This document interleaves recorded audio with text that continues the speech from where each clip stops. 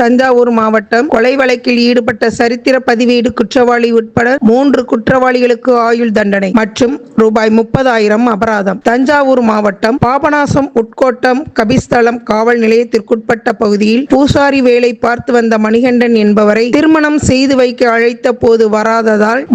பகை ஏற்பட்டு 14/6/2015 இருசக்கர வாகனத்தில் சென்று கொண்டிருந்த புகார்தாரரை திருவைக்காவூரை சேர்ந்த கார்த்திக், அரவிந்த்ராஜ், ராஜா என்ற ஹரிஹரன், வெங்கடேசன், வேலு என்ற ஜெயவேலு ஆகியோர் வழிமறித்து கட்டையால் அடித்ததில் பலத்த காயம் ஏற்பட்டு தஞ்சாவூர் மருத்துவக் கல்லூரி மருத்துவமனையில் சிகிச்சையில் இருந்த மணிகண்டன் என்பவர் கொடுத்த புகாரின் பேரில் கபிஸ்தலம் காவல் நிலையத்தில் கொலை முயற்சி வழக்கு பதிவு செய்யப்பட்டு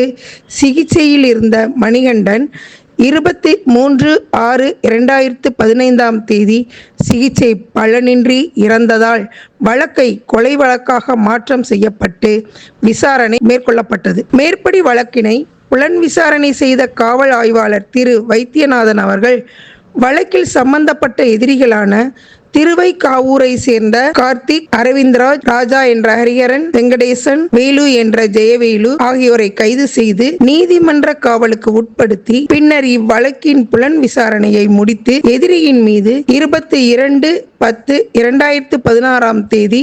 நீதிமன்றத்தில் இறுதி அறிக்கை தாக்கல் செய்தார். இவ்வழக்கின் சாட்சிகளை விசாரணை செய்த கும்பகோணம் கூடுதல் மாவட்ட அமர்வு நீதிமன்ற நீதிபதி திருமதி ராதிகா அவர்கள் 19/12/2025 மேற்படி வழக்கின் எதிரிகளான திருவைக்காவூரை சேர்ந்த கார்த்திக், சரித்திர பதிவேடு குற்றவாளியான அரவிந்த்ராஜ், வெங்கடேசன், வேலு என்ற ஜெயவேலு ஆகியோர்களுக்கு